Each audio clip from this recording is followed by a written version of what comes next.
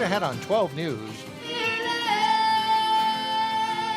a famous voice pays a visit to Park Center High School. Plus, the choice is in. See who Robbinsdale schools select as its new leader. But first, a glaring problem in the construction industry. And there's just not the people there to take on all the work that's available. 12 News starts right now. Hello, everyone, and thanks for joining us. Based on recent numbers put out by Minnesota officials, things are on the upswing in the construction business. There are plenty of available jobs. However, as Eric Nelson found out, there is a catch. In the boom and bust world of construction, this industry has been growing rapidly. June was an explosion in Minnesota as there were 2,600 new jobs created. What we're seeing here is sustained growth and high profits for the foreseeable future. It's fair to say the industry has been heating up for years. There have been 100,000 new jobs since the peak of the recession in 2008. The increase in jobs is definitely good news. On the flip side, there's some bad news. There's a labor shortage. There are not enough qualified workers to fill all these openings. We have all these jobs going unfilled. I would estimate that every 10 job openings, only 6 get filled. The cause of the labor shortage is being blamed on two key things. Some construction workers who lost jobs in the recession got into other professions, and an aging workforce that is not being replaced by a younger talent pool fast enough. Like the rest of the baby boomers in this country, the bubble's shifting, right? So a lot of those people will be retiring. There's just not the people there to take on all the work that's available. The shortage is so glaring that some companies are turning down business. When things were slow, we bid everything under the sun, and right now we're pretty much only taking on our core clients. Boil it all down, and it is clear that the construction business is riding a wave, but it's happening in stormy seas. You've got to manage how you're approaching your projects and not running short and causing delays. In Plymouth, I'm Eric Nelson, Channel 12 News.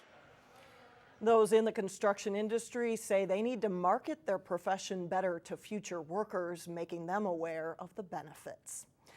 MnDOT and the State Patrol are renewing their calls for caution in work zones after yet another accident in the I-494 work zone. Since June, the number of accidents there has doubled. This Friday morning, 2 crashes involving a total of 5 vehicles closed northbound 494 near Highway 55 for 1.5 hours. Nobody was hurt, but it took a while to remove the wreckage and put the work zone barriers back in place. Robbinsdale area schools now have a new leader. The school board announced this week that they have selected Carlton Jenkins, an administrator from the public school system in Atlanta, Georgia. 12 News reporter Shannon Slatton tells us more about him. Shannon?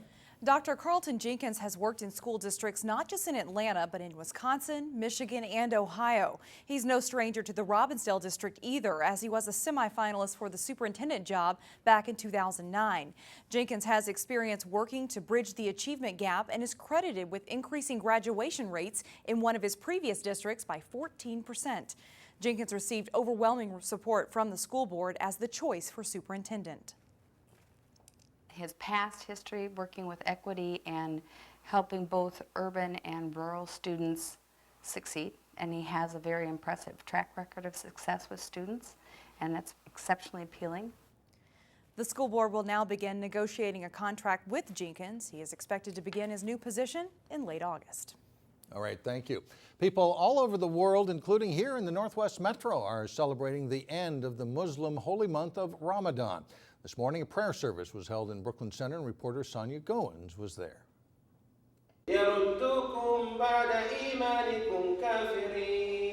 All over the world today, everyone is celebrating this day. Brooklyn Park Junior High was a very busy place this morning. Muslims gathered to celebrate Eid, the end of Ramadan. This is the best. This is what we are looking for every year. We wish the government would give us this day as a holiday for all Muslims in America.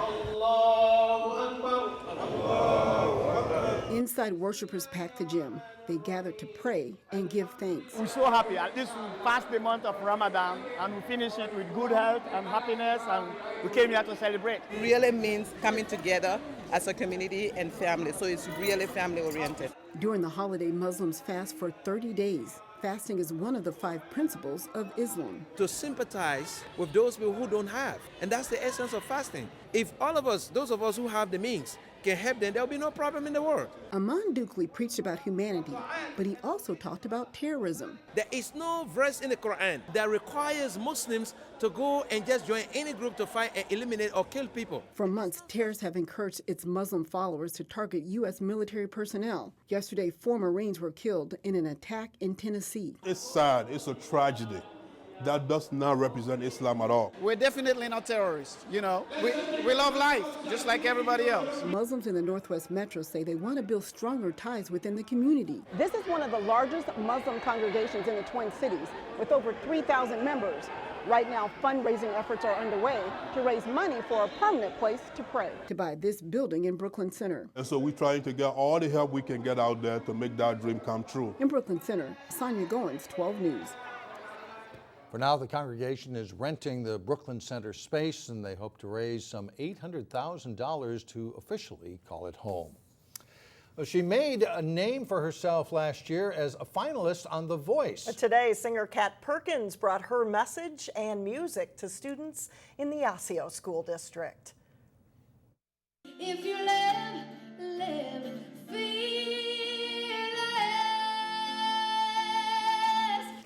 Perkins performed Fearless for more than 1,000 kids as part of her Dream It, Do It school program. Perkins encouraged the students to be brave, be fearless, and be kind with stories from her own upbringing in the small town of Scranton, North Dakota. Perkins has talked with more than 40,000 students in the Midwest since her run on The Voice ended last year. They lifted me up so high during The Voice, and they voted for me, so I wanted to give back, and this is mainly what I've been doing, and of course on the weekends we do shows around the Midwest area too, so it's all working in conjunction with each other. Perkins just released a new single and record this summer, and she will appear in Lakeville on Saturday. And if you like her voice, we have a little more at the end of the show for you. Coming up, carnival rides, games, and more in New Hope. We're live at Duk Duk Daze coming up next. Then later in sports, it's the middle of summer, but find out how one local hockey team is keeping their blades sharp in July. But first, hot and humid Saturday, more comfortable on Sunday.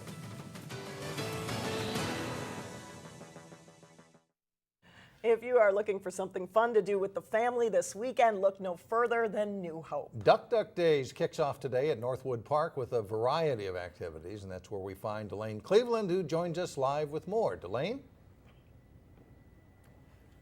Yeah, Mike and Alex, in true Duk Duk Daze fashion, I'm wearing these sunglasses here to look just like my good friend, the big inflatable duck back there. But yeah, Duk Duk Daze is a chance to celebrate all there is to love about New Hope, and it all takes place right here on at Northwood Park on Boone Avenue. So joining me to talk more about what's in store for the weekend is Steve Madsen of the New Hope Lions. So we talked about it in our news meeting this morning. We can't remember exactly how the name Duk Duk Daze came about, so enlighten us. How exactly did that name come about? It's a mystery to a lot of people. The rumor has it that it was started as a kind of community activity of naming the festival, and a child submitted it and just happened to spell the word duck wrong, and here we are 30 some odd years later. Duk Duk Daze is our festival. So, and the rest is history. The rest is history. Right. There you go. So tell us a little bit about what is in store then for the weekend. Yeah, we've got a little bit of everything. We've got a big softball tournament, about 50 teams, a huge carnival as you can see, great food, cash bingo, something for everybody. Kids love it, families, everybody can come down and enjoy it. So it's a little something for everyone.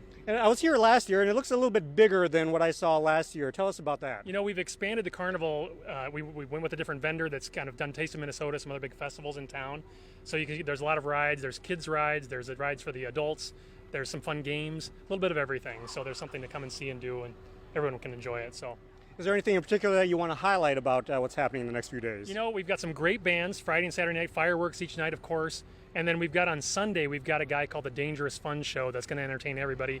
he puts himself in a straitjacket, breathes fire, does all these dangerous but fun things. Don't try it at home, obviously, but it's pretty fun stuff. So. All right, thank you so much for your time. Yeah, thank you. Again, Duk Duk Daze is going to be taking place all weekend. Everything wraps up Sunday at 5 p.m.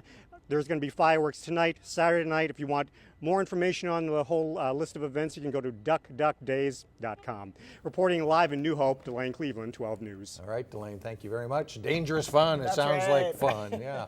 Well, coming up later, we dance our way across the Atlantic for a preview of Anything Goes. But first, we are staying put in New Hope as John Jacobson previews the big men's Duk Duk Daze Softball Tournament.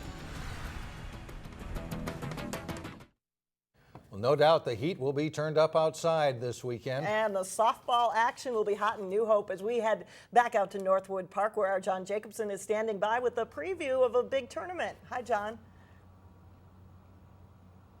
Hi, thanks, Mike and Alex. It's going to be very warm this weekend. Big 44-team men's softball tournament that gets started in just over an hour late this afternoon on this Friday. Mike Schoen is the tournament director, and he joins us now here on Channel 12. And Mike, you've been at this for 10, 11 years now. Tell us about this year's tournament and the particulars of what's going on here Friday through Sunday. Well, we got a great field lined up. 44 teams, as you said, playing in it this year. Out of that 44, we got about 14 of the top 25 teams in the state. So we'll have some great ball going on down here all weekend at 5 parks around the New Hope area. And we look for some great competition. The top 3 teams in the state are here, and it should be a lot of fun watching these guys play some ball. Tell us what the teams like about coming back to Duk Duk every year. Well, a lot of them like the carnival atmosphere, and we had pretty good prize money, and it's a lot of fun because they got the fireworks. They can bring their kids down, rides and food and everything else. It's just a great venue for them, and we keep it fun, so that's the main thing. You mentioned the top teams coming in, the prize money obviously helps, and they like coming back. What do you expect from this year's tournament as far as competition and these guys going at it for 3 days? Well, I expect, you have the if games if one of the undefeated teams loses, and I see that happening. So I mean, it's a great field, and these guys play pretty hard. The thing that limits them a lot is we got the two home run rule, which they can only hit 2 home runs in a game, and then they got to keep the ball in the park. So that makes it a little more emphasis on defense and being able to put the ball in play. And finally, the other parks that will be used besides Northwood here? We have Bayesian Park, Victory Park, Lighted Ball Field, and Lions Park. It all starts at 5:30 today. 5:30. We'll be going till Sunday night. All right, thanks very much, Mike. Thank you. Mike Schoen, tournament director for Duk Duk Daze Softball, and again, action starting 5:30 this afternoon here at Northwood and the other parks all day Saturday and into Sunday late afternoon. Well, on a hot day like this, it's nice to think of a way to cool off. How about some hockey on a day like today? There's a video from one of the summer training sessions for the Osseo boys hockey team. The coaches hold summer training for 3 different age levels. The players do on-ice and dry line training twice a week throughout June and July, and they say it does help them when it comes to the high school hockey season late this fall. It definitely does. Like last year, I missed a lot of STP, and during the winter when it was actually hockey season, it took me a little bit longer to get my legs underneath me and get my hands together and stuff like that. So it does help coming out during the summer to STP. It helps a lot, just like getting your feet under you, knowing what to expect, seeing the new kids coming out. In fact, there are a lot of new faces out here at the JV and varsity level as the Orioles graduated a large senior class, making summer training important for the incoming players. We lost 13, 14 seniors this last year, and there's openings to be had. And again, yeah, it's just a great bonding experience in the summer here. We want kids to be kids and not locked down with hockey 4 days, 4 or 5 days a week. I think 2 days is enough, and a lot of kids are getting in the weight room, and that's really where you're going to get better and stronger, is just getting in the weight room. So we can keep it low key. I mean, we want kids to make mistakes out here. Again, this is not a tryout or anything like that. We want kids to try different things. We want them to be creative, and if something happens, so be it. 2010 Osseo grad Sam Wendell is skating with the high school players and leading the team's dryland training. He finished his college career at Bemidji State this past season. Well, more on Wendell and his his hockey future, I should say, in the next level segment with Jason Melillo. later this summer. We're here at Northwood Park for the big Duk Duk Daze Softball tournament. Neil, Delane, and I are just waiting for the bucket o' cheese curds stand to open, and then we'll be back. Sounds like a great plan. Thanks, John. Still ahead, a theater classic makes its way to Osseo High School. We'll preview Anything Goes coming up next in Weekend Showcase. If you're in the mood for some singing, dancing, and a few laughs, we may have found your thing. Neil Persley previews Anything Goes in today's Weekend Showcase. Since its debut in 1934, Anything Goes has been a favorite for community productions, and it's easy to see why. It's a very funny comedy. The music is spectacular, written by Cole Porter. Set on an ocean liner going from New York to London in the 1930s, the story centers around Billy Crocker, who is a stowaway and in love with heiress Hope Harcourt, who unfortunately is engaged to the Lord Evelyn Oakley. The golden-voiced Tanya Wheats plays a lush Zoftic role as Reno Sweeney. She is an former evangelist turned nightclub singer aboard the SS American. She's basically a sassy siren, I guess you'd call her. Avoiding the police and disguised as a minister is gangster Moonface Martin, who has the dubious distinction as public enemy number 13? Yeah, public enemy number 13. Help, police. Have a guilty conscience and try to help out Billy Crocker and hide him on the boat from everybody else. Michael Maloney is a Stitch, channeling a bit of Charles Nelson Riley as Billy's boss, the Ivy League Wall Street banker Elisha Whitney. You know, I was coming onto the stock exchange when he leapt from that ledge. Jumped like a yegg. Cole Porter songs you'll recognize include You'd Be So Easy to Love, I Get a Kick Out of You, and of course, Anything Goes. It does have so many unique personalities and characters, so everyone kind of gets a chance to shine. And this troupe combines comedy with charity. We'd like to have people bring in food donations so we can collect those food donations and donate those to the Cross Food Shelf out in Rogers. For Weekend Showcase, I'm Neil Persley, 12 News. Anything Goes runs this weekend and next at Osseo Senior High School. That's all for us. Thanks so much for joining us and have a great weekend. And before we leave you with more from Kat Perkins' performance to students at Park Center today. Have a great weekend, everyone.